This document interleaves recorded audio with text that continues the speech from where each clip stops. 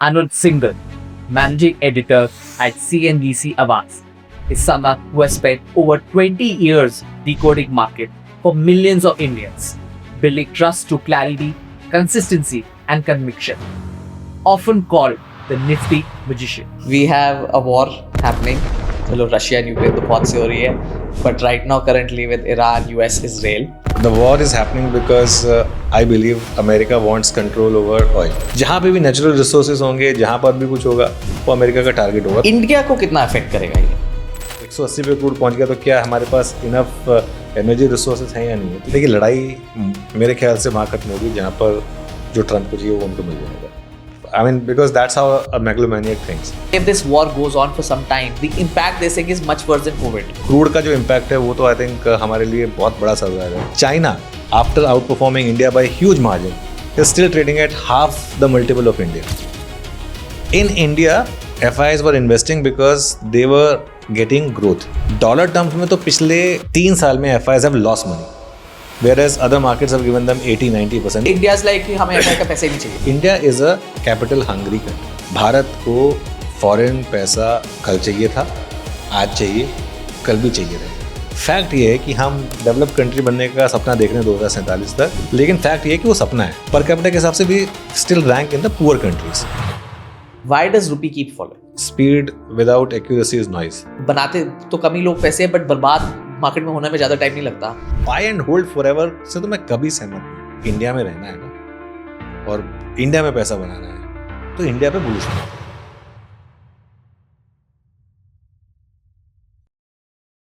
Over the last 2 decades, India's stock market has gone through massive shifts. From Harshad Mehta to retail investor booms, from a TV-driven text to social media noise, from a few lakh investors to over 20 crore demat accounts today. Markets have become faster, louder, and far more accessible, but also far more confusing. In a world where information is everywhere, credibility has become the biggest currency. And that's exactly where today's guest stands out. Anuj Singhal, managing editor at CNBC Awas, is someone who has spent over 20 years decoding market for millions of Indians, building trust through clarity, consistency, and conviction. Often called the nifty magician. But beyond the markets, there's a story of discipline, resilience, and a personal transformation that we're going to explore today.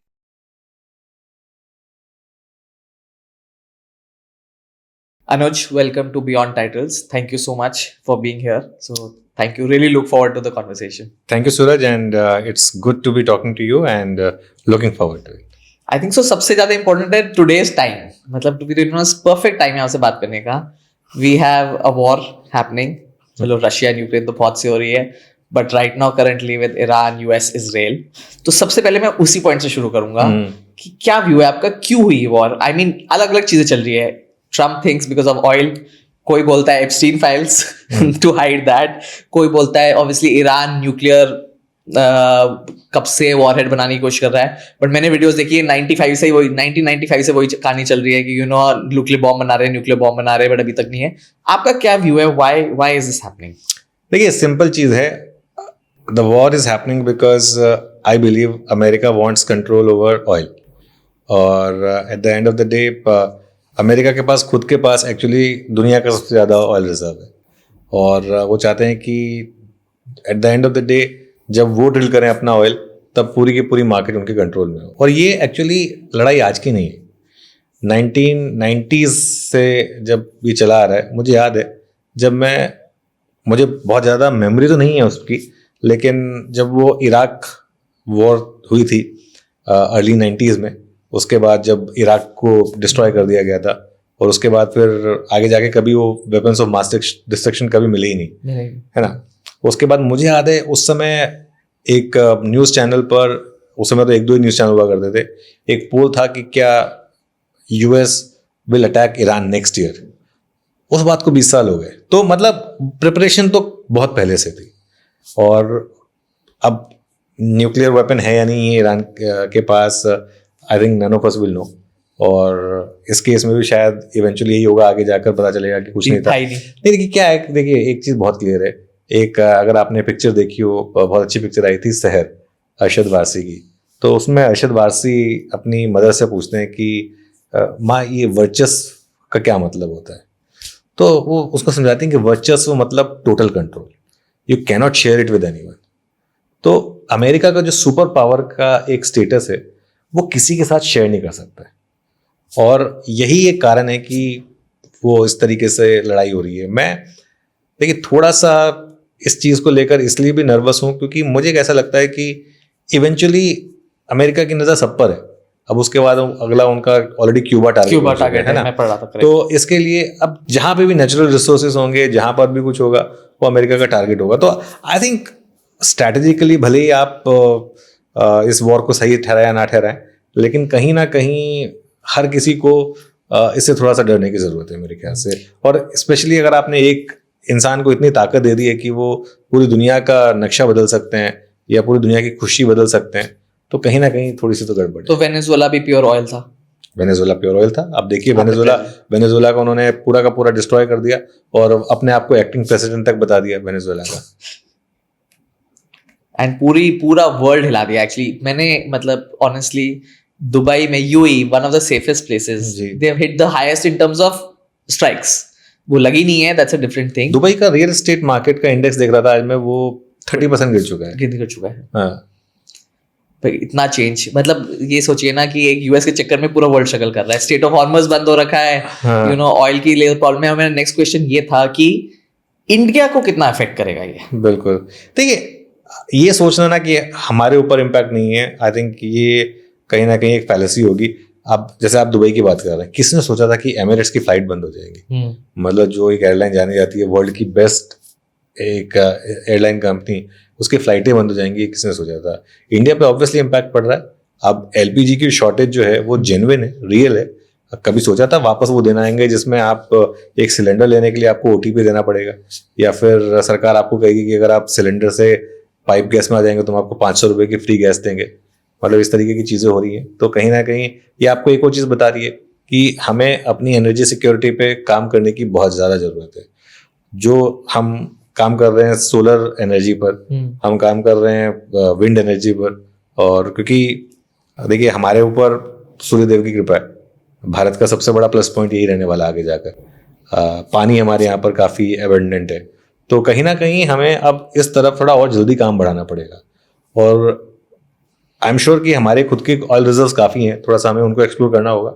और थोड़ा सा ये जो energy security, ये कभी situation ये नहीं आनी चाहिए। अभी तो सोचिए $100 पे क्रूड आया तब ये हालत हो गई।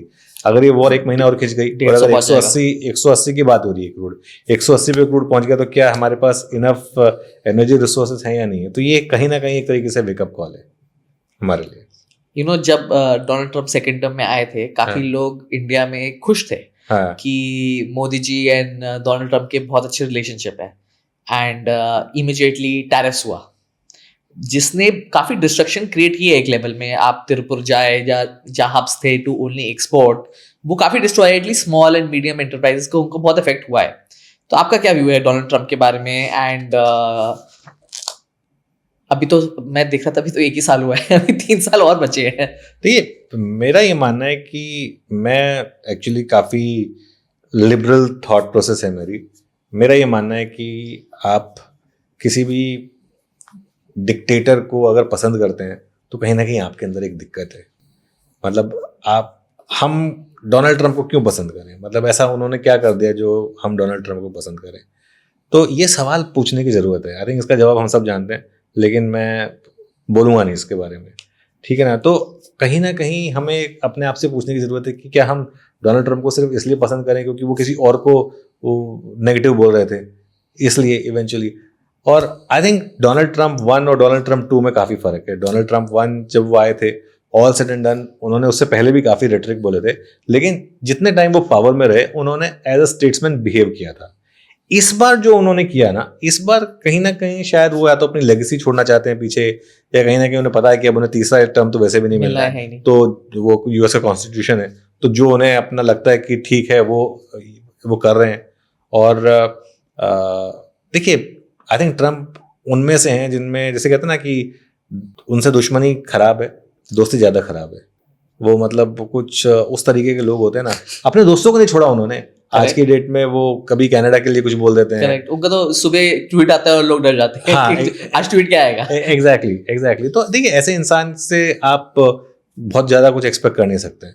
और जहाँ तक टैरिफ की बात है, सच है ये कि एक बड़ा वर्ल्ड ऑर्डर था, वो उन्होंने डिस्ट्रॉय किया। कहीं ना कहीं हमारी काफ़ी इंडस्ट्रीज को बड़ा नुकसान पहुंचा है। स्मॉल स्केल मीडियम स्केल पर काफ़ी इंडस्ट्रीज हैं जहाँ पर बड़ा इम्पैक्ट है। Textiles for example, leather, James and jewellery, ये सब काफ़ी सेक्टर्स हैं जिन पर काफ़ी इम्पैक्ट है। फिशरीज और ये सब। अब आप आर्ग्यू कर सकते हैं कि वो जो सोच रहे हैं अपनी तरफ से, हर कोई अपने देश के हिसाब से सोच रहा है। करेक्ट, तो वो अपने हिसाब से सही वो है। आपको लगता है ठीक है? क्योंकि ये बात भी नहीं, मेरे हिसाब से सही ठीक है कि वो उसका थॉट प्रोसेस अगर बोले कि मैं ट्रम्प हूं, मैं तो यूएस के सोचूंगा, मुझे वर्ल्ड से क्या मतलब। नहीं, वो गलत है। देखिए मैं बताऊं क्यों गलत है। दो कारणों से गलत है।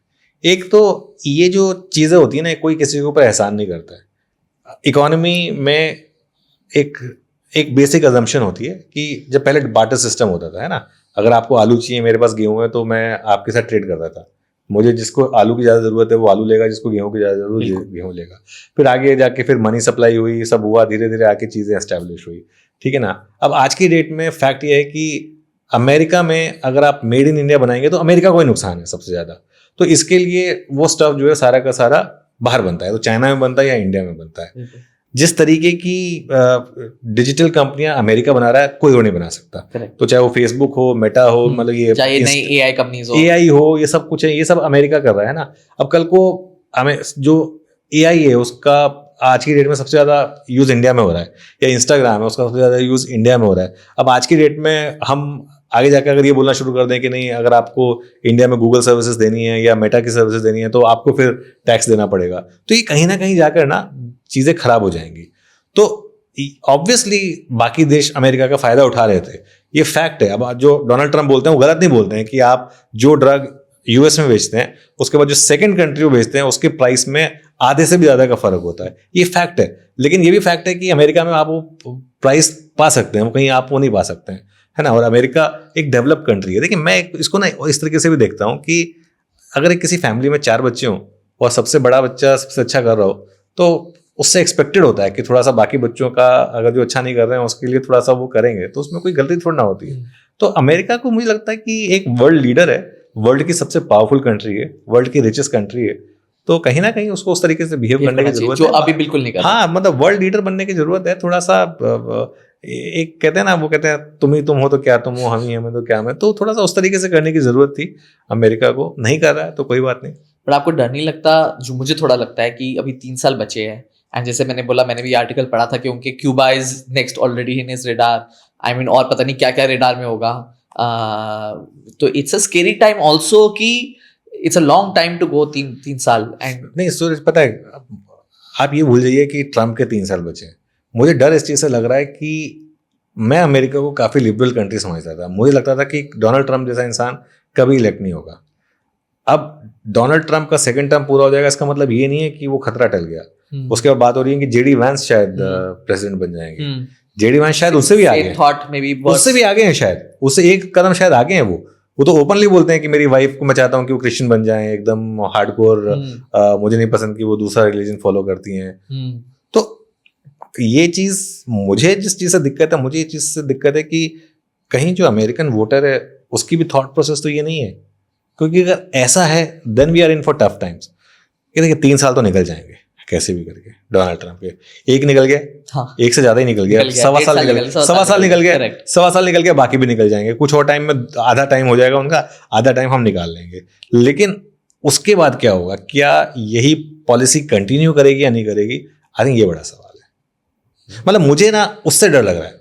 मुझे लॉन्ग टर्म, मुझे एक इंडिविजुअल लॉन्ग टर्म, मतलब मुझे अगले 2 साल का डर नहीं है। अगले 2 साल में तो खैर बहुत कुछ होगा और वो ऑब्वियसली खराब ही होना है, उसमें कोई डाउट नहीं है मुझे, उसमें कोई डाउट नहीं है। वो एक बार चीज जो शुरू होती है ना, वो धीरे धीरे और खराबी होती है वो। तो अगले 3 साल तो आपको निकालने हैं कैसे भी करके, और 3 साल के बाद क्या होगा, मुझे तो उसका ज्यादा डर है एक्चुअली। मुझे तो डर है ये, अभी जैसे लोग बोले थे 1 हफ्ता ही चलेगी वॉर जो चल रही है, मुझे तो लग रहा है कि it may not be so simple, कि बिकॉज ईगो इश्यूज है, राइट? वो लग रहा है मुझे ना ट्रम्प विल बैक ऑफ, ना Iran is in a mood to back off, तो this is going to create a big problem for नहीं, कंट्री। ये एक हफ्ते वाली लड़ाई नहीं है। अगर एक हफ्ते वाली लड़ाई होती तो करी नहीं होती उन्होंने।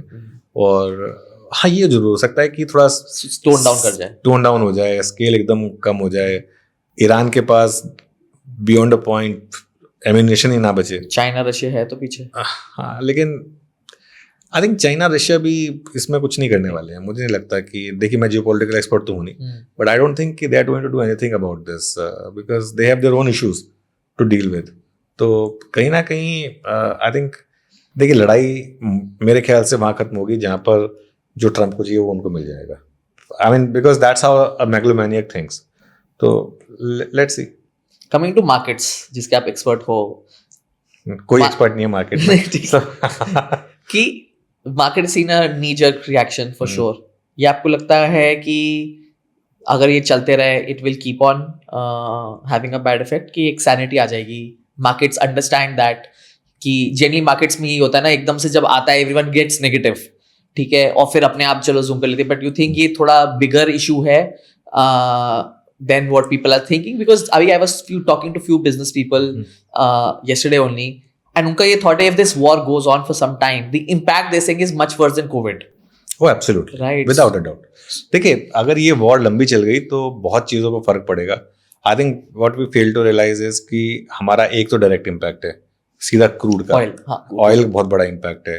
दूसरा, गल्फ हमारे लिए एक बहुत इंपॉर्टेंट कंट्री, वो रीजन है। आई थिंक जो हमारा एक्सपोर्ट है उसमें गल्फ इज ह्यूज। जो हमारे करेंसी आती है, जो लोग भेजते हैं, उसमें यूएस के बाद, एक्चुअली यूएस से भी शायद आगे होगा foreign exchange in terms of gulf, because सब लोग वही हैं।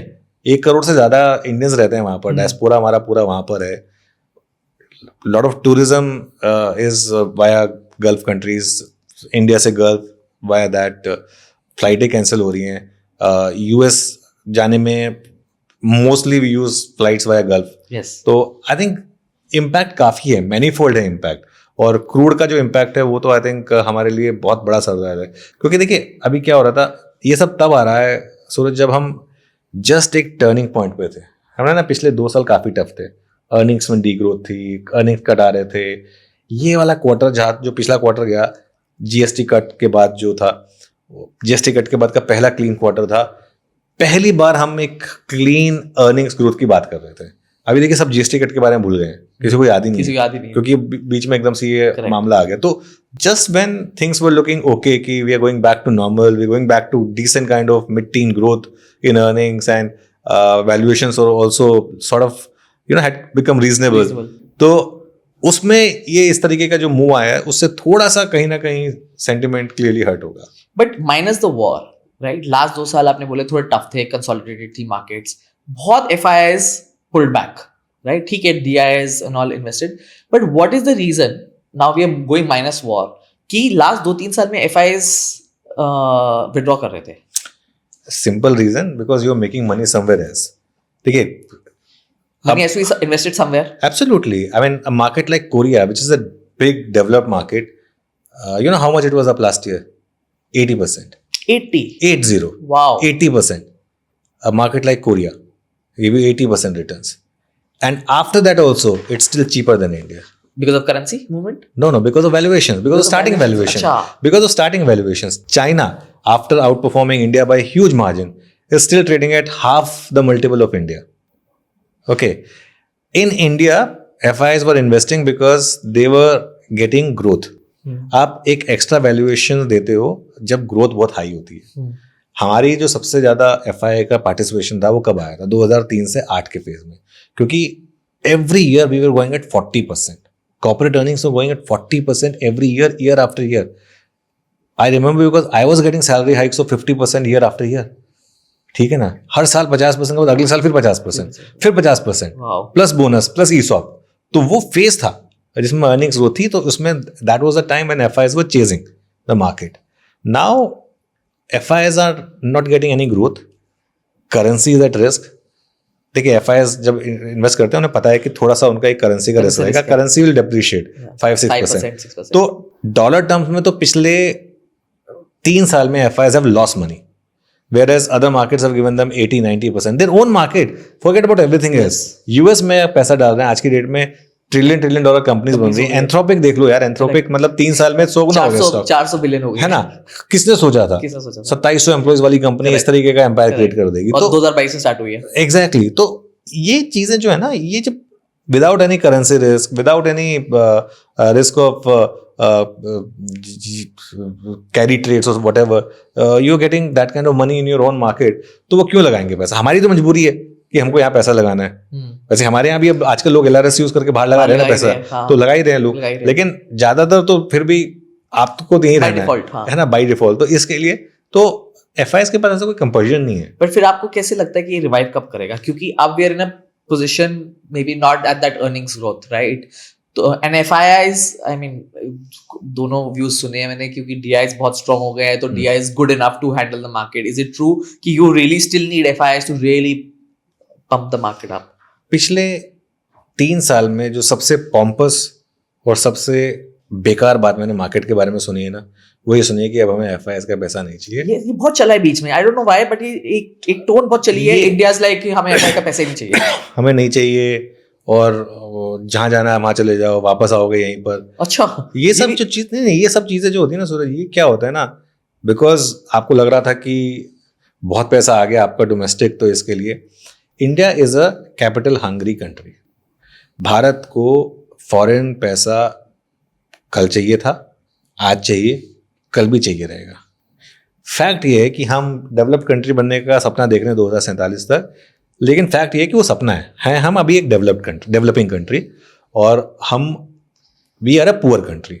ओके, तो भले ही हमारी इकोनॉमी का साइज बढ़ा हो, लेकिन वो इसलिए भी क्योंकि हमारी पॉपुलेशन इतनी बड़ी है ना, इसके लिए। तो पर कैपिटा के हिसाब से we still rank in the poor countries.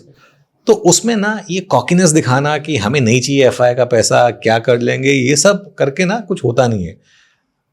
आपने देखा 3 दिन 4 दिन FIs की बड़ी सेलिंग हुई, एकदम से everyone is back on their नीज। तो क्या होता है ना, देखिए जब FI की सेलिंग बड़ी होती है तो DIs को उसको कॉम्पनसेट करने के लिए पूरा पैसा झोंकना पड़ता है, क्योंकि FIs ज़्यादातर लार्ज कैप बेचते हैं, तो DIs को पूरा उस पर फोकस करना होता है। उससे होता क्या है, DIs का जो फोकस है मिड कैप और स्मॉल कैप से थोड़ा हट जाता है। इसलिए आप देखेंगे तो पिछले 2-3 हफ्ते में मिड कैप और स्मॉल कैप में बड़ी गिरावट आई है, जबकि मिड कैप और स्मॉल कैप अब और नहीं गिरने चाहिए। अभी जिस वैल्यूएशन पे स्मॉल कैप्स हैं, मिड कैप्स हैं, अब तो वो यहाँ पे बाइंग होनी चाहिए, लेकिन वो बैलेंसिंग फैक्टर ही नहीं है। तो इसके लिए ये कभी नहीं बोलना चाहिए। मैं चाहूंगा कि FIs वापस आए। कैसे वापस आएंगे? सिर्फ एक तरीका है, वापस हमारी अर्निंग्स ग्रोथ आ जाए और वापस FI का पैसा बन, वो चाहिए होगी। Earning growth is a base. उनको पैसा, देखिए FIs ना हमें बहुत ज्यादा प्यार करते हैं, ना हमसे हेट करते हैं। दे चेज मनी। जहां पैसा दिखेगा वो वहां जाएंगे। आज कल को आप उनको पैसा बना के दे दो, वापस आ जाएंगे। FI एक ऐसा प्राणी है जो 22,000 पे बेच देगा, लेकिन 28,000 पे उसी स्टॉक को वापस भी ले लेगा। अच्छा, हाँ, सिंपल चीज है। उनको इससे कोई मतलब नहीं है कि वो इनडिस्क्रिमिनेट सेलर है। FI जो होता है ना, वो मार्केट रेट पे सेल करता है। DI जो है वो लिमिट रेट पे बाय करता है, फर्क है। DI अगर कहेगा कि 103 चल रहा है तो मैं 100 रुपए पे लूंगा। FI कह रहा है अगर 103 चल रहा है मैं 100 पे भी बेच दूंगा, अगर मुझे बेचना है। हाँ, तो वो मार्केट रेट पे बेच देगा। तो सेंटीमेंट सुधरेगा, अर्निंग सुधरेंगी, तो FIs वापस आएंगे फिर। एंड इंडिया ग्रोइंग इकोनॉमी है, why, what is the logic? And this is a thing जो बहुत लोग जानना चाहते हैं कि why does rupee keep following? Growing economy है, लोगों को समझना मुश्किल रहता है कि अब हम 92, 93, we are not too far from 100, right? May be another year और 2 years वील रीच 100। ऐसा क्यों है कि रुपी कीप्स फॉलोइंग?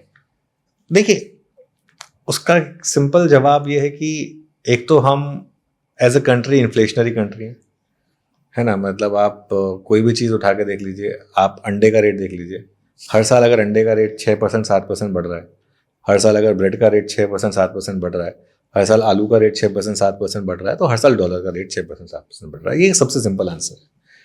दूसरा, इस साल थोड़ा सा शायद सरकार ने और RBI ने भी रुपये को गिरने दिया, क्योंकि हमारी ट्रेड डील नहीं हो रही थी, बाकी कंट्रीज ने ट्रेड डील कर ली थी।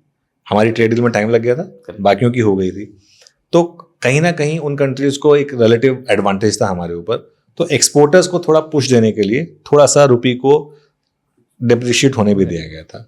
और आई थिंक ये तो हमारी, अब इस पर बहुत लोग आर्ग्यू करते हैं कि ये अप्रोच गलत है, लेकिन ये एक ग्रेजुअल डेप्रिसिएशन हमारी पॉलिसी रही है, और ये रहेगी। ये रहेगी, हमारे देश की पॉलिसी रही है, ये रहेगी। इसलिए मैं कह रहा हूँ क्योंकि कांग्रेस की भी यही पॉलिसी थी, बीजेपी की भी यही पॉलिसी है। अगले Status quo है, ये चलता अगले रहेगा। 20 साल तक या तो कांग्रेस की सरकार रहेगी या बीजेपी की हाँ, सरकार correct. रहेगी, है ना, मतलब as a main party, correct. मतलब ज्यादातर चांसेस यही है कि यही। बीजेपी की रहेगी। Correct. लेकिन जो भी है, जो अब भी जो पॉलिसी चली आ रही है वो क्लियरली विजिबल है कि slow and gradual depreciation is okay with the RBI and okay with the government. Coming to your channel, I mean, you've been a leader in business news, and you know, how have you stayed ahead given एक तो news channels इतने सारे आ गए, दूसरे digital news बहुत ज्यादा आ गई है, हाँ। So how you manage to maintain that? देखिए, पहली बात तो ये कि हमने ना डिजिटल को कभी चैलेंज नहीं माना, हमने डिजिटल को एस +1 माना है। आज की डेट में हम नंबर 1 टीवी पे तो हैं ही, हम इंस्टाग्राम पे नंबर 1 है। इंस्टाग्राम पे CNBC आवाज़ के सबसे ज़्यादा फॉलोवर्स हैं, पर्सनली मेरे सबसे ज़्यादा फॉलोवर्स हैं इंस्टाग्राम पर अमंग बिजनेस जर्नलिस्ट। यूट्यूब पर हम नंबर 1 है, सारे सोशल मीडिया प्लेटफॉर्म पर हम नंबर 1 है। मैं अपने सारे जितने भी मेरे कलीग्स हैं, मैं सबको बोलता हूँ कि सोशल मीडिया पे मुझे आप सब लोग चाहिए, एक्टिव होने चाहिए आप सब लोग सोशल मीडिया पर। तो पहली बात तो ये कि हमने उसको एज ए +1 समझा, और आई थिंक ये एक बहुत अच्छी स्ट्रैटेजी रही हमारे लिए, बिकॉज वो हमको रियलाइज हो गया था कि अगर हम वो नहीं करेंगे तो फिर हम पीछे रह जाएंगे। दूसरा आई थिंक जो हमने किया, हम थोड़ा सा जब एकदम पीक बुल मार्केट थी उसमें ना हम एक उस अंधी रेस में नहीं फंसे कि हमें रोज दिन के 20 स्टॉक्स बताने ही बताने हैं और रोज 20 स्टॉक्स आपको लोगों को दिलवाने है। हैं। उससे हुआ क्या, अभी जो बेयर मार्केट आई ना, आज की डेट में 80% से ज़्यादा स्टॉक्स जो हैं, 80% से ज़्यादा स्टॉक्स आज की डेट में बेयर मार्केट टेरिटरी में या करेक्शन टेरिटरी में इंडिया में। तो उससे हो क्या गया, जो हमने स्टॉक्स की बात की, ऐसा नहीं कि वो नहीं गिरे, वो भी गिरे, लेकिन वो नंबर कम था आज की डेट में। और जिसने खुले खुले देते रहे, जो खुले खुले आप बोलते रहे अनाप शनाप स्टॉक्स के बारे में, तो सभी भागता है। और पता है, मैं सच बताऊं ना, ऐसे ऐसे स्टॉक्स रेकमेंड किए जाते हैं जिनमें 70 शेयर ट्रेड हो रहे हैं, 150 शेयर ट्रेड हो रहे हैं। मतलब मुझे तो हैरानी है, totally illiquid and totally illiquid. Good channels, मुझे तो हैरानी है, even on good channels, supposedly good channels, national channels, और मुझे हैरानी होती है। मतलब मुझे लगता है कि कहीं ना कहीं एज ए एडिटर ये मेरी रिस्पॉन्सिबिलिटी है कि कोई स्टॉक अगर चैनल पर रेकमेंड हो रहा है तो लोग उसमें पैसा ना कमाएं, ठीक है ना। पैसा बन जाए तो उनका लक है, लेकिन मेरे चैनल पे ये नहीं होना चाहिए कि आगे कोई ऐसा कुछ करे जिससे कि उसके बाद लोग उसको होल्ड करते रह जाएं। आई थिंक एक और चीज़ जो हमने की इस चैनल में, जो थोड़ी सी बाकी चैनलों से थोड़ी सी अलग थी, वो ये थे कि हमने ना हमारे चैनल को सिर्फ एक पर्टिकुलर इंडिविजुअल ब्रांड पे नहीं छोड़ा। Like obviously I am still the face of the channel, लेकिन अगर आप देखें, अगर मैं एक हफ्ते के लिए नहीं भी हूँ तो ऐसा नहीं है कि हमारा चैनल बंद हो जाएगा। हमारे चैनल में उसके अलावा, मेरे अलावा और अच्छे अच्छे एंकर्स हैं जो एक्चुअली मैं तो ये कहूँगा कि मुझसे ज़्यादा अच्छे एंकर्स हैं। मतलब जिस हफ्ते मैं नहीं होता मुझे लगता है कि उस हफ्ते मेरा चैनल ज़्यादा अच्छा होता है, क्योंकि ज़्यादा अच्छे एंकर्स हैं। तो हमने वो कल्चर ग्रो किया जिसमें 2nd round 3rd round of leadership है जो चैनल को अच्छा चलाती है। एक प्रोसेस ड्रिवन चैनल है हमारा, एक रोज़ हमारी चैनल को लेकर बात होती है कि कैसे इसको हम बेटर बना सकते हैं। हमारी टीम काफ़ी अच्छी है। ये बहुत जरूरी है, क्योंकि वैसे अगर देखा जाए, lot of channels are dependent on that one main anchor. हाँ, हमारा ऐसा नहीं है, हमारी टीम बहुत अच्छी है और काफ़ी कोहेसिव टीम है, और ये आई थिंक बहुत ज़रूरी है। मतलब और आई थिंक सबके अंदर भूख है एक, क्योंकि बीच में एक फेज़ आया था जिसमें हमारा थोड़ा सा मार्केट शेयर कम हो गया था, तो सबने उसको एक एज अ चैलेंज लिया और सबने फिर उसके बाद उस पर काम किया, and here we are. But आप ट्रस्ट कैसे मेंटेन करते हो, क्योंकि आज की डेट में इतना सारा मटेरियल है, इतने मिलियंस ऑफ व्यूअर्स है, how do you maintain that trust? देखिए, गलतियां हमसे भी होती हैं और कई बार हमसे भी गलतियां हुई हैं जिससे थोड़ा सा ट्रस्ट हिला है, 1-2 बार ये चीज़ें होती हैं। लेकिन मेरा ये मानना है कि एक फिल्ट्रेशन प्रोसेस है हमारे यहाँ पर, कि कोई भी न्यूज़ आएगी तो उसमें जो हमारे टिकर हेड हैं वो रिसर्च टीम से पूछेंगे कि लेनी है नहीं लेनी है न्यूज़, तो पहला फिल्ट्रेशन वहाँ हो जाता है। कई बार ये होता है कि अगर वो भी डिसाइड नहीं कर पा रहे हैं तो फिर वो मेरे पास आता है, फिर मैं डिसाइड करता हूँ कि इसको लेना है या नहीं लेना है। तो आई थिंक मोस्ट ऑफन हम उस न्यूज़ को समझ जाते हैं जो हमें लगता है कि क्लियरली पंप एंड डंप है या क्लियरली लोगों को फंसाने के लिए जो न्यूज़ आई है वो है। तो there are many times that we have not taken news, specially कई वायर्स पर ऐसी खबरें आती हैं जो सबसे ज़्यादा चैलेंजिंग होता है जब इम्पैक्ट आए स्टॉक्स पर Correct. और कोई उसके company की news आ हाँ जाए। उसके बाद भी आप उसको ना लें और उसके बाद भी आप उसको एक्सप्लेन करें कि आपने वो क्यों नहीं ली खबर। तो आई थिंक वो हम करते हैं। तो उससे होता क्या है ना, 3 दिन बाद या 4 दिन बाद ऑब्वियसली उस खबर का पता चल जाता है कि वो फेक न्यूज़ थी। तो जिस चैनल ने वो खबर नहीं चलाई उसकी क्रेडिबिलिटी अपने आप बढ़ बढ़ जाती है। गई। भले ही जिस दिन वो न्यूज़ आई उस दिन ना चलाकर आपने अपना थोड़ा नुकसान किया होगा कि लोगों ने कहा होगा कि यहाँ तो नहीं आ रही न्यूज़, मैं वहाँ देखता हूँ। लेकिन जब वो 4-5 दिन बाद लोगों को क्लियर हो जाता है कि नहीं ये न्यूज़ सही नहीं थी, तो जिसने नहीं चलाई उसकी क्रेडिबिलिटी होती है। तो आई थिंक वो हम थोड़ा सा करते हैं। मेरा ये मानना है कि speed without accuracy is noise. तो इसके लिए हम देखिए, स्पीड तो हर किसी को चाहिए, चाहिए। हम भी चाहते हैं कि हम फर्स्ट हों, लेकिन हम एक्यूरेट न्यूज़ के साथ फर्स्ट हों, ये ज़्यादा जरूरी है। हम उसकी कोशिश करते हैं। बट आजकल अगर देखिए हम मार्केट्स की बात करें और हम यूट्यूब जाए और यूट्यूब लाइव जाए, राइट, बहुत तेरो इन्फ्लुएंसर्स हैं who are talking about markets, right, who are telling people. अब वो तो सेबी की रेगुलेशंस आ गई थी, आपको ये करना है, बट स्टिल अगर आप जाओ तो यू नो देयर मतलब हंड्रेड्स ऑफ चैनल्स जो लाइव मार्केट्स चला रहे हैं, buy sell XYZ Nifty trade दे रहे हैं एंड ऑल। क्या व्यू है आपका इसमें? क्योंकि this is a very dangerous thing and obviously SEBI did come out कि यू नो आफ्टर कोविड एक बहुत पार्टिसिपेशन हुई है of people in the stock market and more than 90%, 92% people lost money because they started playing F&O, right, कि Nifty में bye cell करना है। आपका क्या व्यू है? क्योंकि this is a very dangerous path जो बनाते तो कम ही लोग पैसे बट बर्बाद मार्केट में होने में ज्यादा टाइम नहीं लगता। देखिए सूरज, एक चीज़ है, we are a free country, democratic country, media का भी डेमोक्रेटाइजेशन हुआ है। अब आज की डेट में कुछ न्यूज़ चैनल्स अपने या कुछ न्यूज़ एडिटर्स जो अपना स्नॉबी व्यू रखते थे कि बस हम जो कहेंगे वही होगा, वो नहीं है, ठीक है।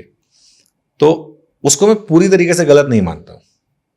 हाँ, जिस चीज़ को मैं गलत मानता हूँ वो ये है कि जिस तरीके से मशरूमिंग हुई है आज की डेट में यूट्यूबर्स की, इंस्टाग्राम पर इन्फ्लुएंसर्स, उसमें से कुछ लोग काफ़ी अच्छे हैं, कुछ लोगों ने जेन्युइनली उस गैप को ब्रिज करने की कोशिश की है जो कॉमन मैन और न्यूज़ चैनल्स के बीच में था।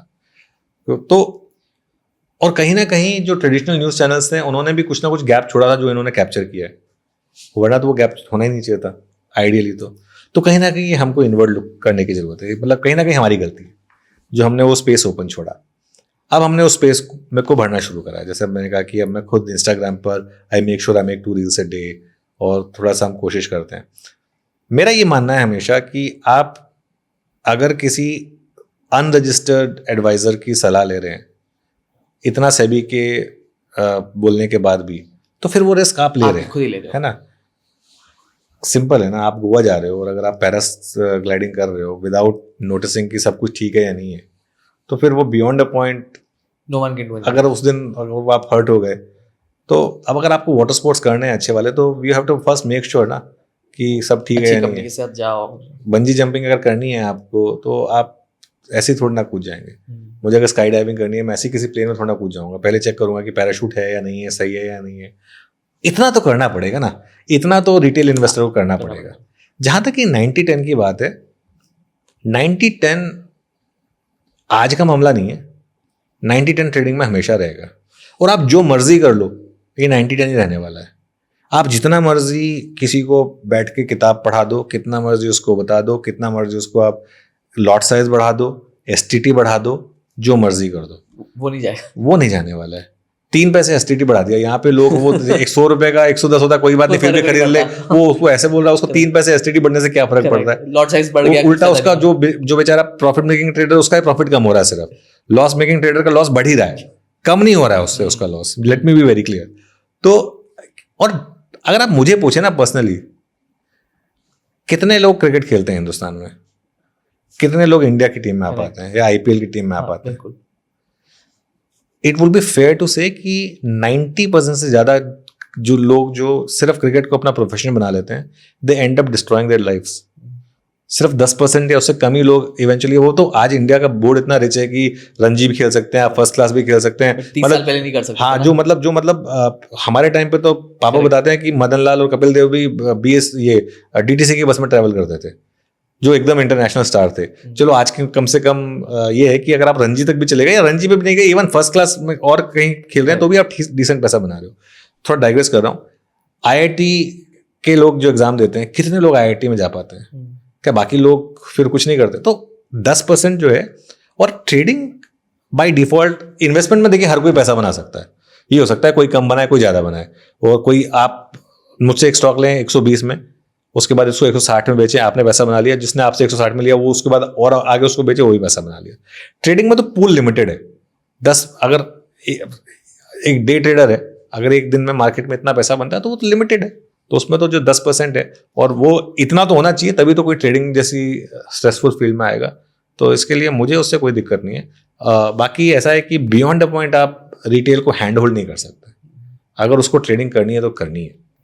मैं आपको उसके बारे में एक इंटरेस्टिंग स्टोरी बताऊं तो, जब पिछली सेबी की रजीम थी तो वहाँ पर मुझे सेबी की तरफ से एक बार कॉल आया कि आपसे मिलना है। मैं कहा ठीक है जी। मैं मिलने गया तो बोला कि हमें बोला गया कि हम ना एक एडवाइजरी निकाल रहे हैं कि only 10% retail traders make money, we want you to take the lead. मैंने कहा बिल्कुल, अगर आप देखें अब मेरा शो में दिन में, उन्होंने कहा कितनी बार दिखाना? बोले 2 बार। मैं कहा मैं 4 बार दिखाऊंगा।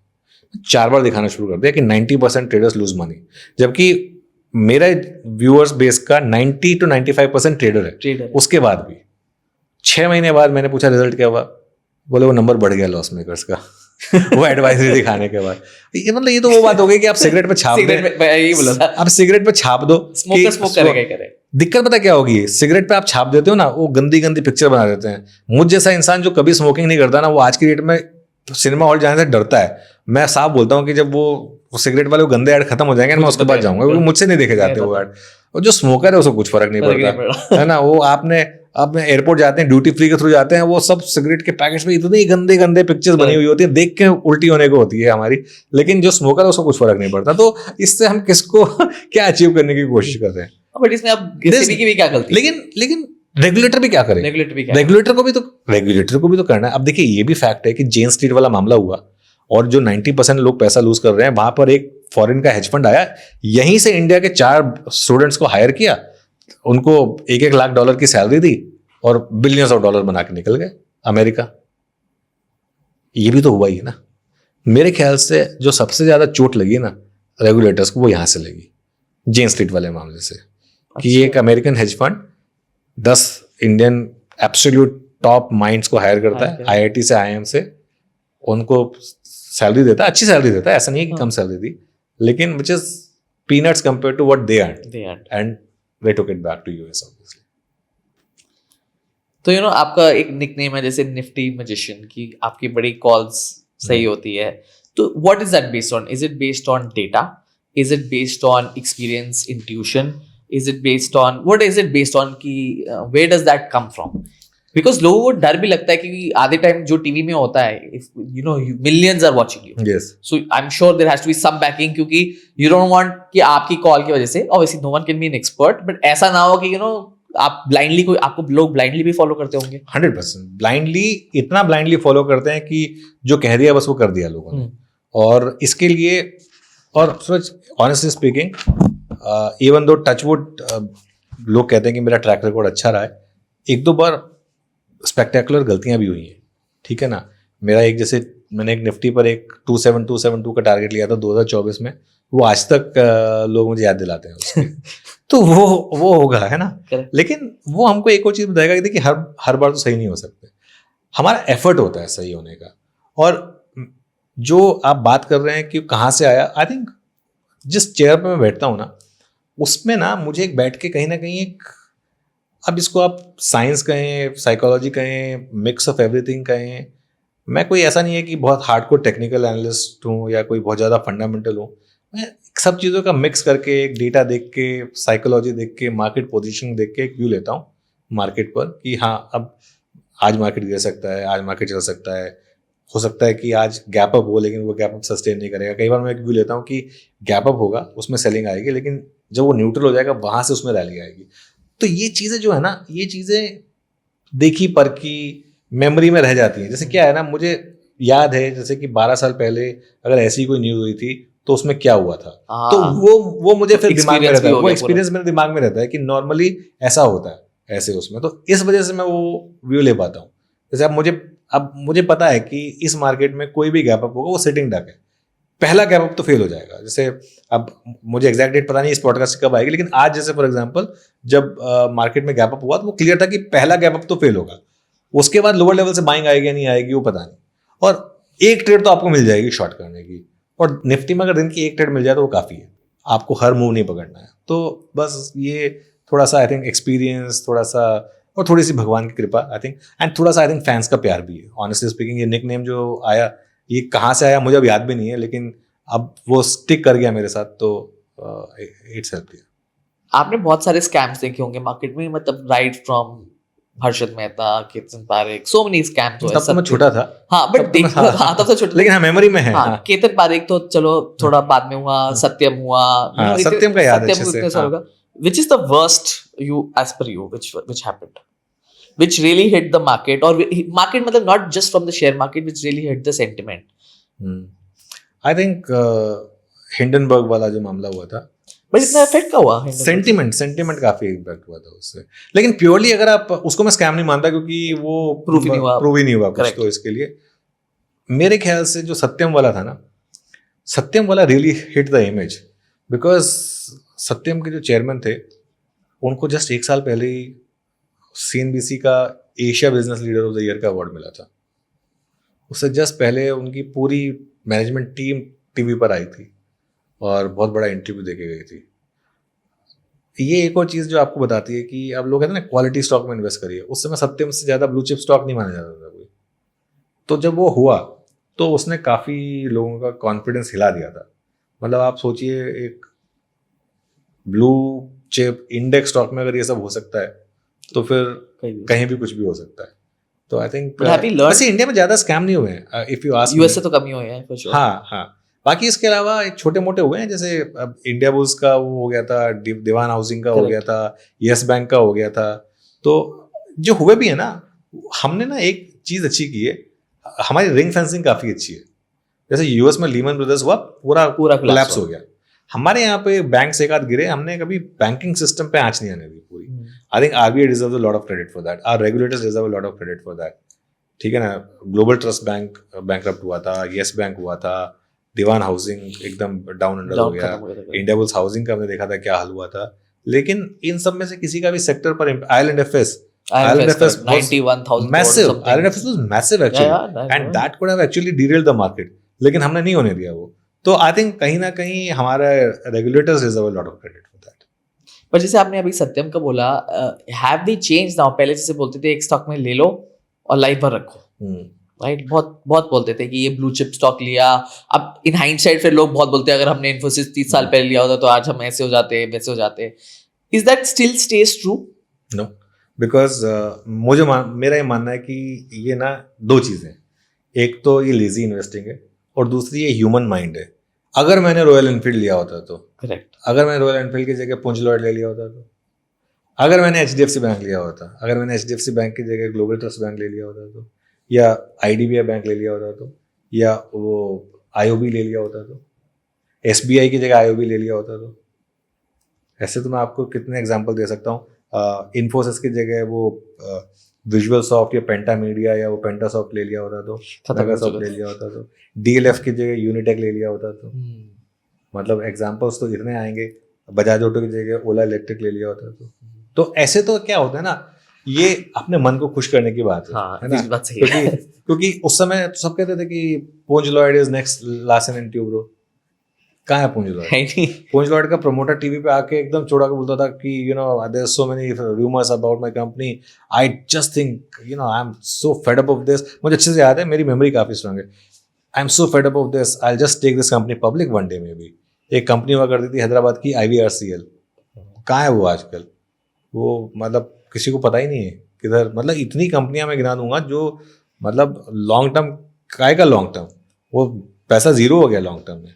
तो देखिए बहुत ज़रूरी है कि अगर आप इन्वेस्टिंग कर रहे हैं, भले ही आप ब्लू चिप माने किसी कंपनी को, लेकिन पीरियोडिकली अपनी इन्वेस्टमेंट को रिविजिट करते रहना बहुत ज़रूरी है, बहुत बहुत ज़रूरी है पीरियोडिकली अपने इन्वेस्टमेंट को रिविजिट करते रहना। सो इवन आपको लगता है जैसे ग्लोबली वॉरेन बफे हो या कोई हो, दे पीरियड मतलब दे रिव्यू दिस, ऐसा नहीं है कि उन्होंने खरीद लिया, आप कोक खरीद लिया 20 साल पहले तो कोक पड़े हुए हैं बस, मतलब and he made lots of money in that.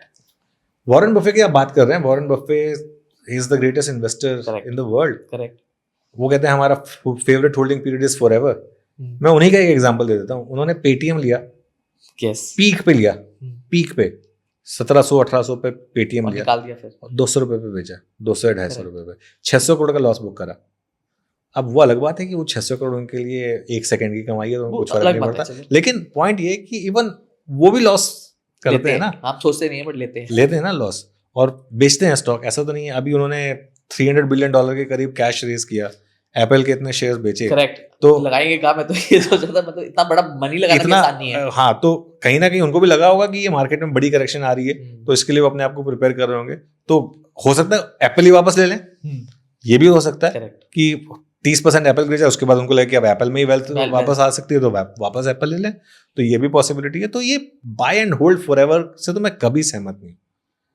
देखिए, जिंदगी में एक दो स्टॉक्स होते हैं जिनको आप कोर पोर्टफोलियो में रखेंगे कि buy and hold for ever, ठीक है, लेकिन वो भी उसके लिए भी आपको तैयार रहना होगा कि बीच बीच में फेजेस आएंगे जिसमें अगर आपको लगेगा कि नहीं, अगर यहाँ ग्रोथ नहीं हो रही, ग्रोथ नहीं हो रही तो कहीं और पैसा कहीं और लगाओ। पैसा हाँ, लगा देते हैं। हाँ।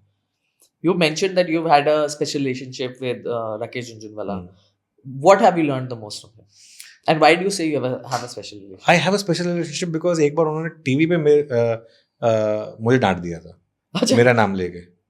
वो क्लिप काफी वायरल हुई थी। अच्छा, तो okay. क्योंकि मैं कहता था कि भारत की मार्केट में दम नहीं है, सिर्फ लिक्विडिटी ड्रिवन है, तो मार्केट ने ऑल टाइम हाई लगाया। तो उनके साथ इंटरव्यू चल रहा था, तो उन्होंने कहा कि where is Anuj Singhal, he keep saying this is liquidity driven market, where is he. तो ऐसे वो बोलने लगे। तो उसके बाद शाम को उनका फोन आया मुझे, उन्होंने कहा, अरे अनुज, तू बुरा तो नहीं मान गया? मैं कहा कि सर, बुरा थोड़ा तो लगा, मतलब आपने मतलब पब्लिकली बोल दिया। अगर आपको बोले नहीं नहीं देख, तू एक काम कर, तू कल आ मेरे पास, मुझे तू कह के बात कर दे। उन्होंने कहा कि तू कल आ, तू मार्केट के बाद कल आ, बात करूँगा तेरे साथ। मैं कहा ठीक है। तो मैं गया उनसे मिलने के लिए। तो मैं कहा, उन्होंने कहा देख, ऐसा है कि तुझे अगर इंडिया में रहना है ना, और इंडिया में पैसा बनाना है, तो इंडिया पे बुलिश होना पड़ेगा। बोले फिर ये नहीं कह सकते कि यहाँ पे ये है, करप्शन है, गंदगी है, खड्डे हैं, ये है वो है। बोले वो तो किसी भी डेवलपिंग कंट्री में होंगे, लेकिन हमें अगर बड़ा पैसा बनाना है तो हमें बुलिश रहना है। फिर हमें बुलिश रीजन ढूंढने। ये हो सकता है कि तुम पूरी मार्केट में बुलिश ना हो, लेकिन जहां बुलिशनेस दिख रही है ना, वहां बुलिश रहो। तो वो राकेश झुंझुनवाला की भी क्लिप वायरल हो रही है, I don't know how many of you have seen it, जिसमें वो गोल्ड का प्रोडिक्शन दे रहे हैं। गोल्ड उन्होंने कहा था कि सब कि $3,000 $4,000 क्रॉस कर जाएगा गोल्ड। उस समय आई थिंक $600-700 गोल्ड होगा वो, और रीजन के साथ बता रहे हैं वो कि क्यों होगा। हम तो आज जस्टिफाई कर रहे हैं ना उस रैली को कि गोल्ड में इतनी रैली हो गई। वो उन्होंने 10 साल पहले प्रेडिक्ट किया था कि गोल्ड में इतनी बड़ी रैली होगी, और क्यों होगी ये भी बताया था, कोई तुक्का नहीं था पूरा का पूरा। तो ये आई थिंक वो उनके अंदर अलग लेवल ऑफ जीनियस था। मेरे ख्याल से इस दुनिया में राकेश झुंझुनवाला, एटलीस्ट भारत में राकेश झुंझुनवाला जैसा इंसान ना कभी आया ना कभी आएगा। और मुझे लगता है कि हमारी मार्केट की एक बहुत बड़ी क्षति हुई जो वो इतनी जल्दी चले गए। वो उन्होंने मुझे एक चीज़ कही थी, मुझे अब तक मेमोरी में याद है। उन्होंने मुझे कहा था कि अनुज, तुम निफ्टी को ना अपनी लाइफ मेमोरी में 1.5 लाख पे भी देखोगे, 2.5 लाख पे भी देखोगे। बोले मैं नहीं देख पाऊंगा क्योंकि मैंने अपनी हेल्थ पे ध्यान नहीं दिया, लेकिन तुम देखोगे। तो वो उस इंसान की विजन और थॉट प्रोसेस था। तो जिसे कहते हैं ना, बड़ा सोचो, बड़ा। मतलब उनसे किसी ने एक बार पूछा था कि आप को क्या लगता है कि आपको के पास कितना पैसा होना चाहिए? तो उन्होंने बोला कि भगवान ने चाहा तो कम से कम 10,000 करोड़ तो होना चाहिए मेरे पास, and God willing one day I will have it. And when he died his net worth was way above that. तो वो, और पैसा कमाना बुरा नहीं है, कितनी चैरिटी करते थे वो। आप पैसा कमाएंगे तभी तो आप चैरिटी कर पाएंगे, है ना। तो आई थिंक ये सब चीज़ें जो है ना वो मैंने उनसे सीखी थी। काफ़ी मुंहफट भी थे वो, और काफ़ी जिंदा दिल भी थे वो। उनकी जब 60th बर्थडे था तब पीक कोविड चल रहा था, तो उन्होंने पार्टी की थी एक, लेकिन वो पार्टी वर्चुअल थी। हम सबको जूम लिंक भेज दिया था उन्होंने कि आप जूम लिंक पे आ जाओ, अपने हाथ में एक गिलास रखो, और जब जब म्यूजिक चलेगा आप डांस करोगे। तो वो किया था उन्होंने, तो वैसे पार्टी की थी हमने। आप गोल्ड की बात कर रहे थे, what's your view in these asset classes, gold, real estate? I know आप मार्केट जाते हो, बट गोल्ड और रियल एस्टेट आपका क्या व्यू है इन एसेट क्लासेस? मैं तो ये बिलीव करता हूँ कि आपकी जिंदगी में गोल्ड जरूरी है, और ये मेरा व्यू आज का नहीं है, मैं ये 10 या 12 साल से मेरा व्यू है। I am actually firm believer in gold. मैं हर साल गोल्ड खरीदता हूँ, मैं हर साल सिल्वर खरीदता हूँ थोड़ा थोड़ा। रियल एस्टेट, मेरा ये मानना है कि मैंने कभी इस बात को बिलीव नहीं किया कि रियल एस्टेट नहीं लेना चाहिए। Real estate is a good asset to have. और मतलब मेरी तो आज की ज़िंदगी में अगर मैं फाइनेंशियली अपने आप को थोड़ा फ्री समझता हूँ तो वो इसलिए क्योंकि मैंने मुंबई में आते ही सबसे पहले घर खरीदा, तो इसके लिए तो वो मेरे लिए एक बहुत बड़ी इन्वेस्टमेंट थी जो मुझे आज काफ़ी फ्रूटफुल रही है। तो आपके एसेट क्लास में मतलब गोल्ड ज़रूरी है, सिल्वर ज़रूरी है, रियल एस्टेट ज़रूरी है, थोड़ी बैंक एफडी भी ज़रूरी है। मतलब अब स्पेशली अगर आपके बच्चे हैं और अगर आप एक पर्टिकुलर अमाउंट है जो आपको चाहिए ही चाहिए, तो थोड़ा एफडी भी होना चाहिए आपके पास। तो it's a mix of everything. मैं एसेट एलोकेशन में बिलीव करता हूँ। एक चीज बताइए, considering we talked about gold, Yes. Right? India is a country, historically people have collected more physical gold. बल्कि इतना है, बीच में मैं आर्टिकल्स पढ़ रहा था, I don't know how true it is, बहुत सारा physical gold is also not accounted for, which people keep down in south huge investments.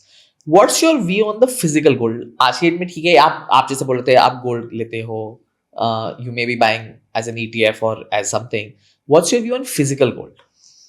देखिए, जब मैं गोल्ड की बात करता हूँ ना, मेरा व्यू फिजिकल गोल्ड से ही है।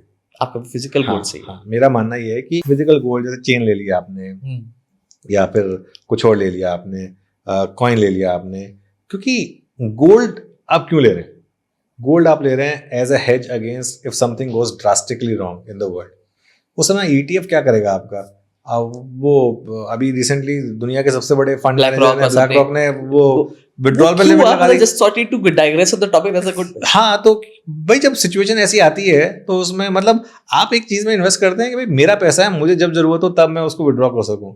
आप अगर उस समय पे विड्रॉल रोक दोगे तो फिर फायदा क्या हुआ? तो इसके लिए मेरा तो मानना है कि फिजिकल गोल्ड जरूरी है, क्योंकि इट्स अ हेज अगेंस्ट कल को मान लो कुछ हो जाए, आपके पास एक्सेस नहीं है, आपको वर्स्ट केस सिनेरियो में आपको राशन लेना है लेकिन आपके पास पैसे नहीं है, तो वो आप मतलब मैं एकदम उस तरीके से जा रहा हूँ, है ना, एकदम जैसे कहते हैं कि दुनिया खत्म हो रही है, मान लो मैं उस तरीके की तरफ जा रहा हूँ मान लो। तो इसके लिए तो मेरा व्यू ये है कि थोड़ा सा फिजिकल गोल्ड होना चाहिए फिजिकल गोल्ड, बिकॉज इंडिया हम देखते हैं कि still a very physical gold oriented.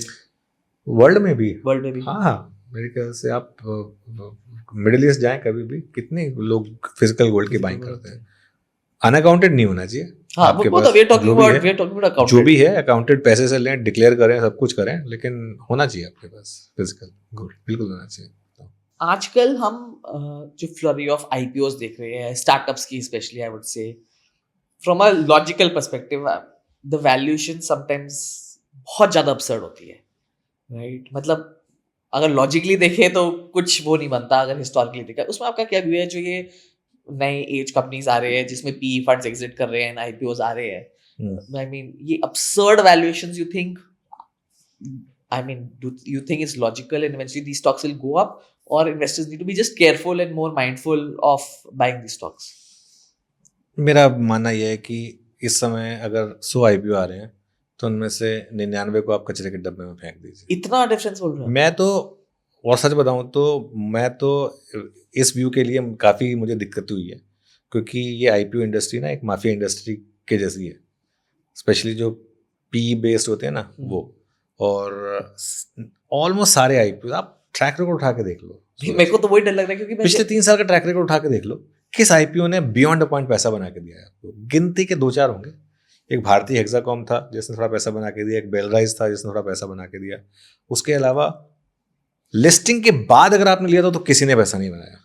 Even जो much fancy Bajaj housing finance, Tata tech, even LG for that matter, इन्होंने पैसा नहीं बनाया। ये तो लॉजिकल कंपनीज है। हाँ, मतलब एटलीस्ट बाकी कुछ ऐसी कंपनियां आई जो मतलब वो कोई स्टैनली का डब्बा, मतलब स्टैनली लाइफस्टाइल करके थी, एक कुछ लक्ष्मी डेंटल करके थी, एक ड्रीम फोक्स करके थी, एक मतलब अभी कैसे लेंस कार्ड आ रहे हैं, ये सारे आ रहे हैं, बट लेंस का तो चलो फिर भी अभी थोड़ा सा अपने आप को प्रूव किए बैठा है, कैसे भी करके अभी भी ठीक ठाक रिटर्न दे रहा है फिर भी। मैं तो वैल्यूएशन की बात कर लेकिन रहा हूँ। मीशो हो गया जैसे फॉर एग्जांपल, मीशो 1 लाख करोड़ की मार्केट कैप बन गई 3 दिन के अंदर लिस्टिंग के बाद, आधा हो गया आज वो।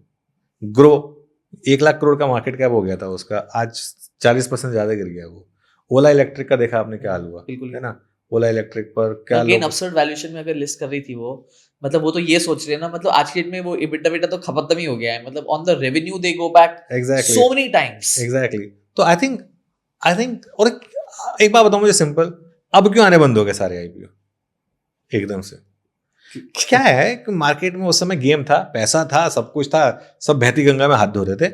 अभी गंगा मैया ने थोड़ा सा ब्रेक ले लिया, वो बह नहीं रही है, तो सब लोग। बट आपको ये लगता नहीं है कि जनरली जब भी हम ये फ्लरी ऑफ आईपीओस देखते हैं या फ्लरी ऑफ पेनी स्टॉक्स देखते हैं, तो एक मार्केट एकदम टॉप टाइप्स में 100% लेवल में आ गई है? 100%। तो आज की डेट में सिंपल है, मैं तो मिड कैप और स्मॉल कैप पे पिछले 2 साल से नेगेटिव था, क्योंकि जिस फ्लरी ऑफ आईपीओ आ रहे हैं, हफ्ते के 4 आईपीओ आ रहे थे, कई बार तो दिन में 4 आईपीओ आ रहे थे। मजाक नहीं कर रहा हूँ, दिन में 4 आईपीओ आ रहे थे। और क्या है ना, कई इनके चीयर लीडर्स हैं, हर आईपीओ को प्रमोट करते हैं वो, हर आईपीओ को। जो भी आईपीओ उसमें या तो लिस्टिंग गेन के लिए लगाएं पैसा या लॉन्ग टर्म के लिए लगाएं पैसा, हर आईपीओ में।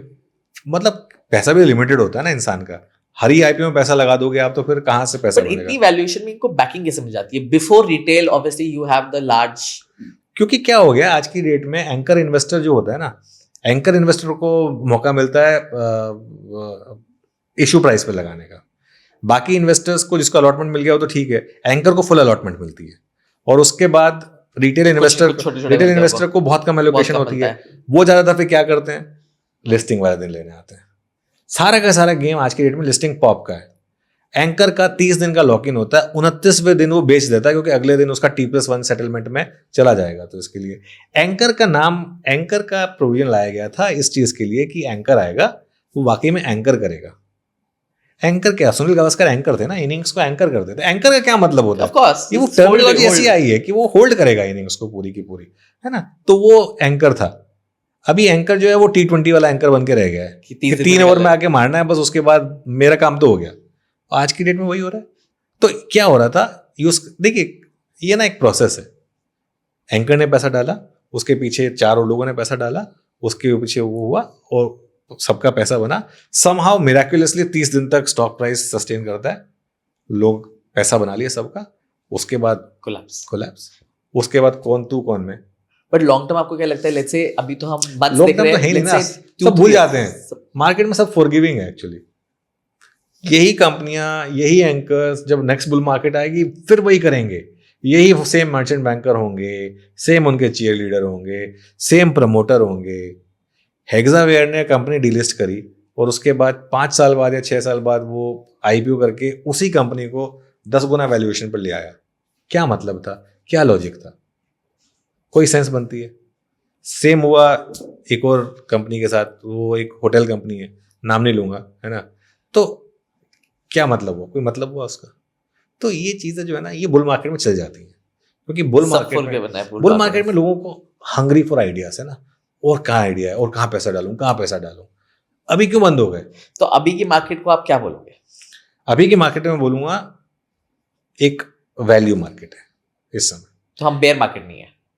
बेयर मार्केट तो है, बेयर मार्केट है, लेकिन देखिए असली पैसा तभी बनता है जब आप बेयर मार्केट में डालते हैं। क्या वेल्थ बेयर मार्केट में बनती है। बेयर मार्केट्स, वो विजय केडिया कहता है ना, bear markets make smart investors, है ना? तो वो, और smart investors make bull markets create dumb investors and dumb investors make bear markets. और सब रिटेल आता आधे टाइम बुल मार्केट में है कि वो पीक पे आता है, एकदम पीक में आता है। हाँ, तो मतलब मैं तो एक स्टेज आ गई थी जहाँ पे लोग मुझे एडवाइस करते थे कि अनुज सर ये स्टॉक ले लो आप, तो मैं थोड़ा सा, इसलिए मैं 2 साल से नेगेटिव हूँ मिड और स्मॉल कैप पे। मैं पिछले 1 हफ्ते से एक चीज़ कह रहा हूँ, अब यहाँ से मिड कैप और स्मॉल कैप लेने का टाइम आ गया, क्योंकि अब मिड कैप और स्मॉल कैप में वैल्यूएशन कंफर्ट आ गया वापस। गिरेंगे अभी भी यहाँ से, अगर ये वॉर एक्सटेंड होगी तो यहाँ से भी गिरेंगे, लेकिन कम से कम यू कैन स्टार्ट बाइंग। अब you can start buying, you can start putting money in good quality stocks में। एग्जैक्ट बॉटम तो कोई नहीं पिक कर पाएगा, कोई भी नहीं पकड़ है ना, पाएगा। सिर्फ भगवान या कोई झूठा आदमी बस। बट अगर हम वर्ल्ड की बात करें, यूएस में भी seen a big rally, specially आप बात कर रहे थे एआई, यू नो अब $1 ट्रिलियन हैज बिकम 5 ट्रिलियन तक पहुंच गई Nvidia. Is this totally driven by AI valuations?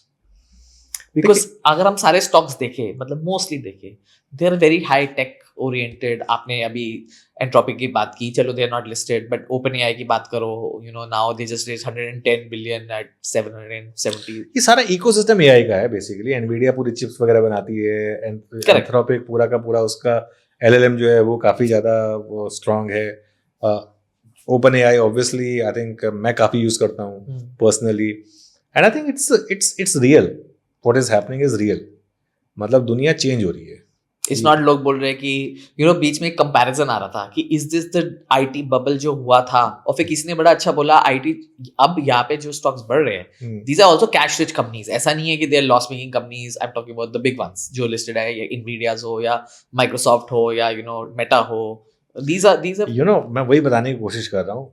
ये एनवीडिया का पिछले क्वार्टर का नंबर देखिए, मतलब इतने बड़े बेस पे 40% या 50%, 60% की ग्रोथ डिलीवर करी है उसने। मैं क्यों टीसीएस या इन्फोसिस में पैसा लगाऊं जो 2 या 3% ग्रो कर रहे हैं एट बेस्ट। मतलब हम क्या, मतलब आपको पता है जब नंबर आते हैं ना, हम फ्लैश करते हैं Infosys beat street estimates, correct, constant currency guidance, constant currency growth of 2.3% versus street estimate of 1.8%। वहां पे वो 40% ग्रो कर रहे हैं बिलियंस ऑफ डॉलर के बेस पे। यहाँ पे हम इतने छोटे बेस पे 2.4 और 1.4 करके खुश हो रहे हैं। कोई कंपैरिजन ही नहीं है। तो बट आपका ये क्या व्यू है? एक एंट्रोपिक अपडेट ने उस दिन आईटी स्टॉक्स को राउट किया एक, एंड जैसे जैसे हमारा एआई बढ़ रहा है, the changes are amazing. I mean they are like the technology and the thought process they are working, I think so we are not even Absolutely. 1% of Absolutely. what we're doing. How do you feel? Because are these companies going to evolve? Because the staffing companies, some of them will, but in general जो हमारे यहाँ approach होती है, एक basket approach होती है कि issue ये है कि कौन अडॉप्ट कर पाएगा। टीसीएस कर पाएगी, इन्फोसिस कर पाएगा, टेक महिंद्रा कर पाएगा, मुझे नहीं पता। मैं चाहता हूँ कि ये कर लें, लेकिन मुझे ऑनेस्टली नहीं पता। टीसीएस के 6 लाख एम्प्लॉइज हैं आज की डेट में, क्या वो आगे जाके कम हो जाएंगे, 3 लाख हो जाएंगे? You never know. तो देखिए जब 2700 एम्प्लॉइज की कंपनी इतना बड़ा रेवेन्यू क्रिएट कर लेती है, तो कहीं ना कहीं इंसान को लगता है ना, अब ऑब्वियसली हम उसको कंपैरिजन नहीं कर सकते, फेयर नहीं होगा।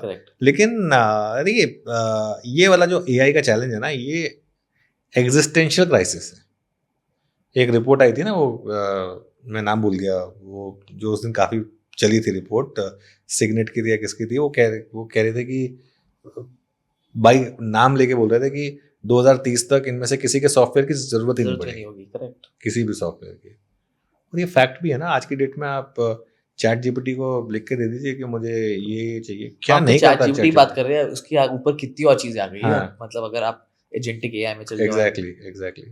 तो मतलब ये जेन्युइन है, मतलब और इन कंपनियों ने काम किया है, इतने सालों से मेहनत कर रही है इसके ऊपर बनाने में।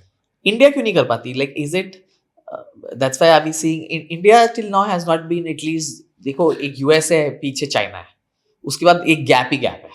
क्या हो रहा है ना, मुझे लग रहा है कि जो हमारा, वो आपने अगर 3 इडियट्स देखी थी ना, तो उसमें क्या होता है ना, हम सब ना आज की डेट में भी हर कोई ये चाहता है कि बस मैं अच्छी सी डिग्री लूँ, सब करूँ, उसके बाद यूएस जाके वहाँ सेटल हो जाऊँ। ये सारी कंपनीज, ज़्यादातर कंपनियों के हेड्स इंडियन है, लेकिन हम नहीं क्रिएट कर पा रहे, है ना। तो I think we have the brain power, but somehow हम उसको सही जगह यूटिलाइज नहीं कर रहे हैं। हम रील बना रहे हैं, है ना। बहुत बुरा कल्चर है मेरे को लगता है ना। तो मतलब प्रॉब्लम है, एक है जेन्युइन रील वाले, चलो जो थोड़ा गैप तो दे रहे हैं, और 99% जो सिर्फ व्यूज चेस कर रहे हैं, छपरी कंटेंट डाल के, राइट, मतलब to be honest, 100 good view is better than a million ridiculous. Exactly. जो we see a lot of times. Exactly. And you know, I was with someone recently and उन्होंने बोला कि you know, my daughter who's 18, 19 is earning 20-25 lakh rupees a month. मैं कहा यार हम लोगों को इतने सालों के काम करके हम नहीं कमा पा रहे इतना ज्यादा और making on reels. तो they're going more away from education now. Exactly. At this stage when you should be आपका base education होना चाहिए. Absolutely. They're going more away because the money is so much more than out here. But मुझे लगता है कि अभी भी a lot of the Gen Zs have only seen an uptrend. They've not seen.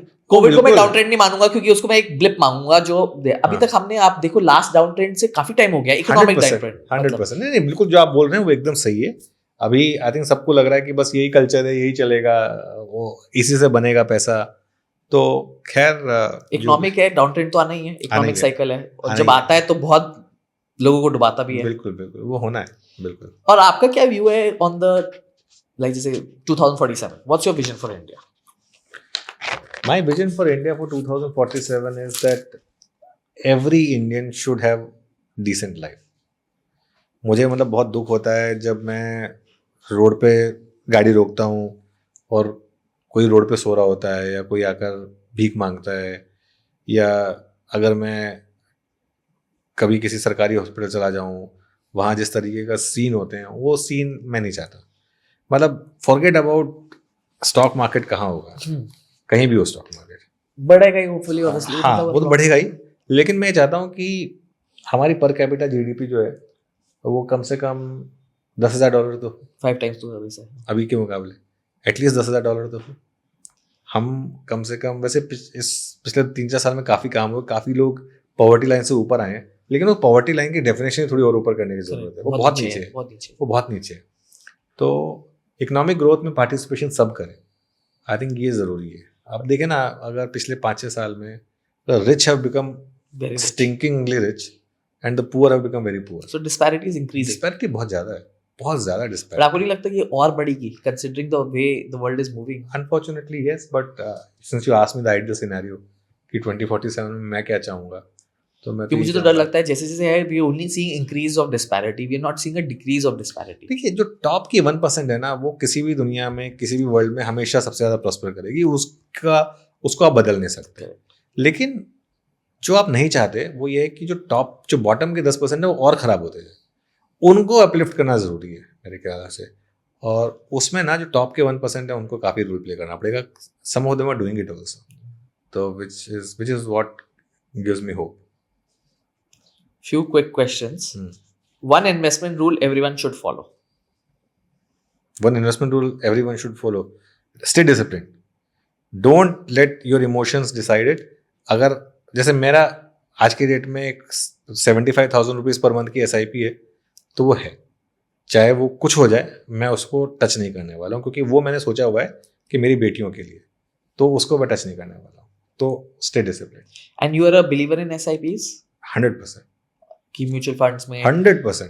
I am a firm believer in SIP because मेरा बीच में एक और अभी सॉरी टू इंटरप्ट सॉरी बीच में अभी कुछ न्यूज़ आर्टिकल्स आ रहे थे कि SIP में तो कोई पैसे नहीं कमाता, you know, but people read that's the whole thing. नहीं ऐसा नहीं है. देखिए मेरा मानना है कि SIP से मतलब सिर्फ म्यूचुअल फंड नहीं है. अगर आप किसी एक स्टॉक में भी कर सकते हैं, हाँ, तो आप SIP करिए, लेकिन अगर आप कर रहे हैं SIP फिर करिए उसको, फिर रुकिए मत. One mistake investors should avoid. I think herd mentality, कि ये अगर सामने वाला ले रहा है तो मैं भी ये लूँ, अगर इस IP में सब डाल रहे हैं तो मैं भी इसी IP में पैसा डालूँ. FOMO. हाँ, FOMO जो है ना वो. और also changing your decisions based on market, I think वो थोड़ा सा इम्पोर्टेंट है. Most memorable Nifty call, आपने non memorable तो बता दी. I think most memorable call I still remember is the period when I think on that day Raghuram Rajan quit. A lot of people said it's doomsday.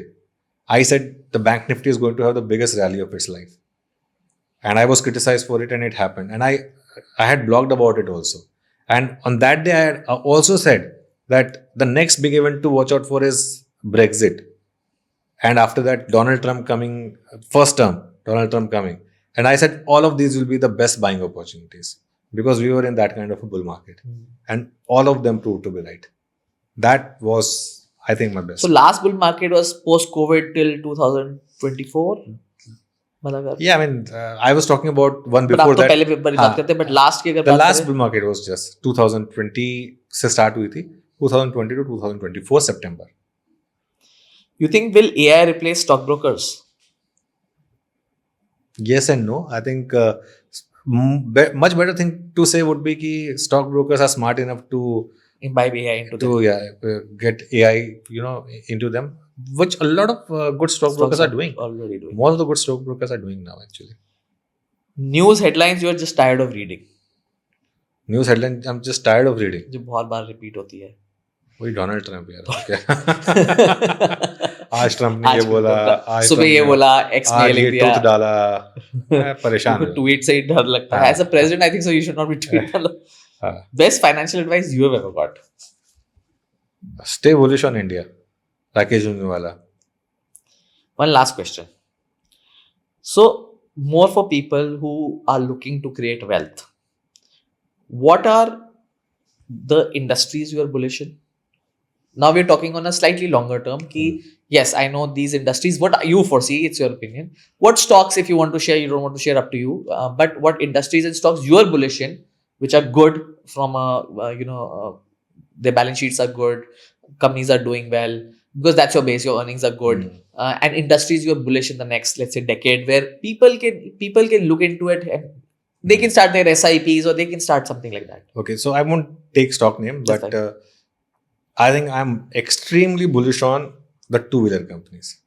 I think in India we have a lot of space where people will be aspirational consumption who will be moving to two-wheelers, and India has some of the best two-wheeler companies who make good products at a very good margin. 30 मतलब वो 15 से 20% के margin पे. Royal Enfield तो खैर अलग ही company है, वो तो 50% के मार्जिन पे काम करती है, लेकिन otherwise also two wheelers I am extremely bullish on.